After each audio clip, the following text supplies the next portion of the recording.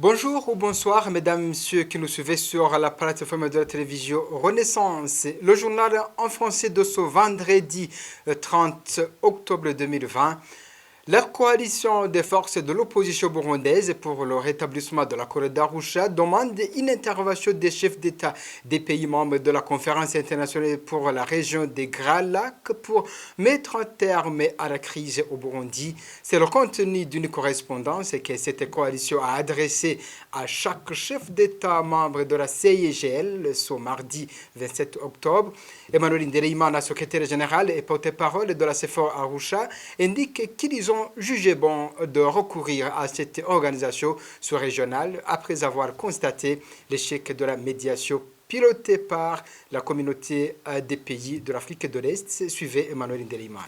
Nous avons exactement adressé une correspondance très récemment, en date du 27, à la CIRGL,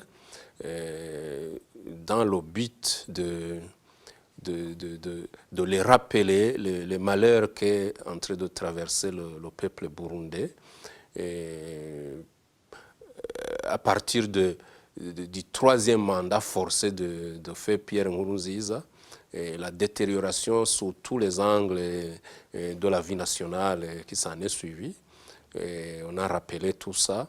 Et on a rappelé aussi les accords d'Arusha qui fonctionnaient jusque-là tant mieux que mal jusqu'en 2015, au moment où même la constitution ici de ces accords a été aussi enterrée, remplacée par une autre constitution.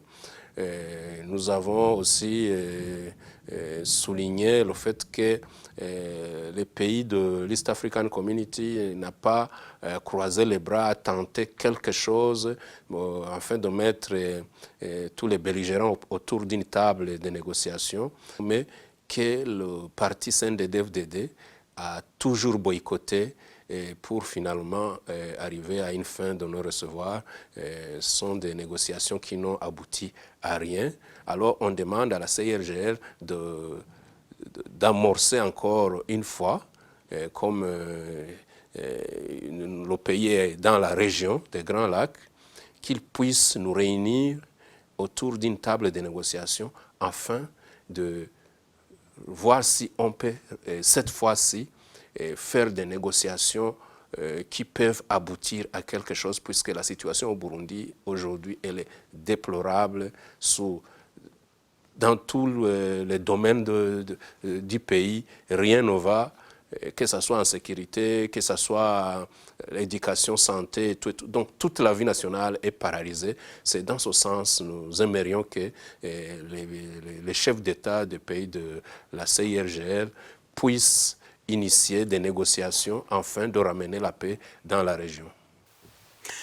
Et pendant qu'il s'observe actuellement des disparitions forcées des militants du parti FNL et de Jacques Bigirimana, et puis Shimirimana, porte-parole du parti MSD, indique que ces derniers n'accepteraient pas que Jacques Bigirimana continue à être l'instrument du parti au pouvoir sein de DFTD. Ceux qui sont en train d'être portés disparus sont un certain des signataires de la pétition qui accepte que Jacques Bigirimana soit destitué. Suivez Epitase Shimirimana. Si bwo bwa mbere abarundi banyuruzwa, si bwo bwa mbere twumva ko hariho abarundi banyuruzwa. Ce n'est pas la première fois que les Burundais sont portés disparus, et ce n'est pas non plus la première fois qu'on entend parler de disparition.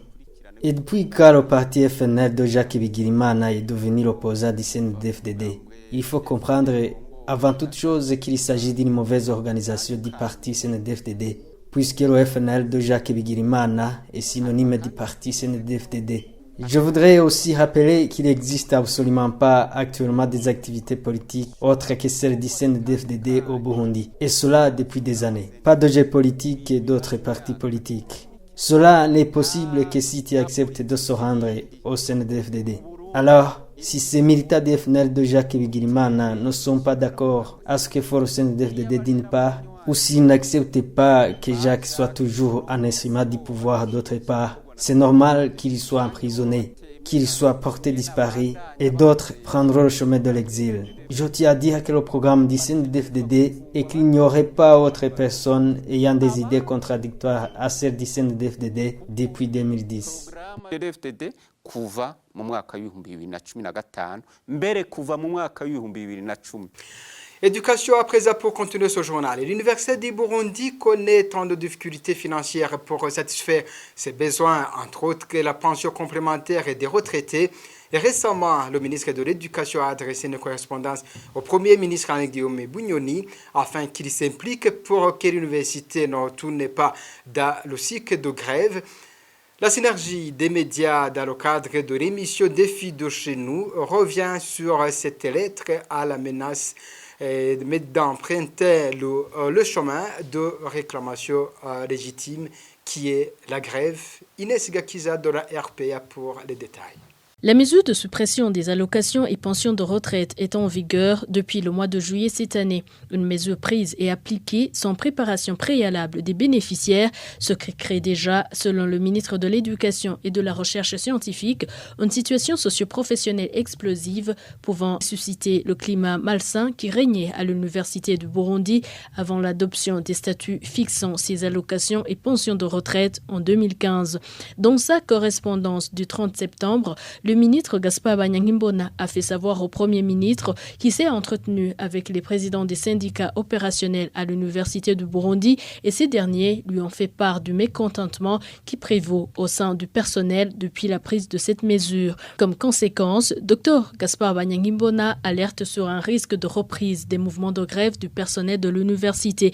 À cela s'ajoute la fuite des enseignants vers les universités de la sous-région ou vers les universités locales privées qui risquent de paralyser les activités d'enseignement. De plus, le cycle de master et l'école de doctorat qui ont à peine vu le jour il y a 3 ans pourraient s'écrouler par manque d'enseignants, de promoteurs de mémoire ou de thèse, sans oublier qu'un nombre important des assistants partis en formation à l'étranger pourraient y rester, ajoute le ministre Banyangimbona.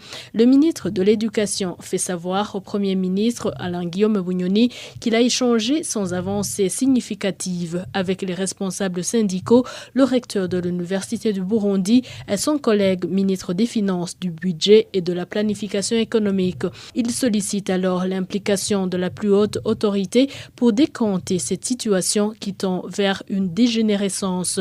Ces inquiétudes exprimées par le ministre de l'Éducation et de la Recherche scientifique commencent à se manifester. En date du 20 octobre, les personnels de l'Université du Burundi ont averti que si la mesure suspendant les allocations et pensions de retraite n'est pas revue, ils vont exercer tous les moyens de revendication, dont la grève. Dans ce même cadre de la synergie des médias, Patrick Mitabaro de la radio Inzamba s'est entretenu avec certains étudiants pour savoir les conditions de vie et d'études à l'Université du Burundi. Ce reportage. Il y a beaucoup de choses comme les avantages des étudiants qui ont été changés dans l'Université du Burundi. Melchiad Zinahora, il est étudiant de l'Université du Burundi, finaliste à la faculté des lettres et des sciences humaines. Il prépare son stage dans l'enseignement, mais les frais alloués à cette activité académique ne sont plus accordés aux étudiants. En plus des frais de stage qui ne sont plus octroyés, Melchiad Zinahora déplore aussi la réduction d'autres avantages longtemps accordés aux étudiants. Les bourses ou bien les frais de stage qu'on accordait aux étudiants qui terminaient leurs études universitaires ne sont plus octroyés pour le moment. Deuxièmement, il y a donc un retard remarquable de paiement des bourses. Il y a un groupe de centaines d'étudiants depuis janvier qui n'ont pas encore reçu leur pré-bourse jusqu'à maintenant. C'est la conséquence la plus grave pour les étudiants et aussi leur conscience intellectuelle parce que s'ils n'ont pas des moyens pour acheter des matériels qui leur aident à faire les études, les stages, cela c'est un handicap au niveau de les capacités de leur développement des cursus universitaires. C'est un problème grave pour le moment, ce qui se remarque aussi dans toutes les facultés et aussi dans les instituts qui font l'Université du Burundi. Du campus Mutanga, où nous l'avons rencontré, nous nous sommes rendus au campus Kiriri. Là-bas, c'est la même indignation chez les étudiants. Jean-Marie Ndaïsenga, lui, déplore la réduction de la qualité et la quantité de la restauration des étudiants vivant dans des homes universitaires. Il y a aussi une diminution de la qualité et de la quantité de nourriture dans le restaurant universitaire. Entre autres, l'hôtel matinal déjà arrêté il y a longtemps. Les véhicules qui étaient chargés de déplacer les étudiants dans les différents campus sont aussi arrêtés, sauf celles des facultés qui nécessitent beaucoup de terrain, comme la faculté de médecine, faculté de sciences de l'ingénierie, l'histoire et la géologie. Dans les homes universitaires comme dans les bureaux de la régie des œuvres universitaires, c'est le même son de cloche. Le personnel déplore de son côté le retard de versement de leur salaire. Beaucoup affirment que le gouvernement du Burundi n'attache plus un grand intérêt à l'enseignement supérieur. Avant de clore ce journal, c'est ce jeudi que 29 millions d'électeurs étaient appelés aux urnes en Tanzanie pour des élections présidentielles, législatives et locales. 15 candidats se disputaient la présidence, dont le chef de l'État sortant John Pombe Magufuli du parti CCM, qui brigue un second mandat de 5 ans. Ce dernier vient en tête des résultats. L'opposition affirme qu'elle conteste les résultats des élections et les appelle les citoyens à contester en manifestant massivement et démocratiquement du côté de l'opposition.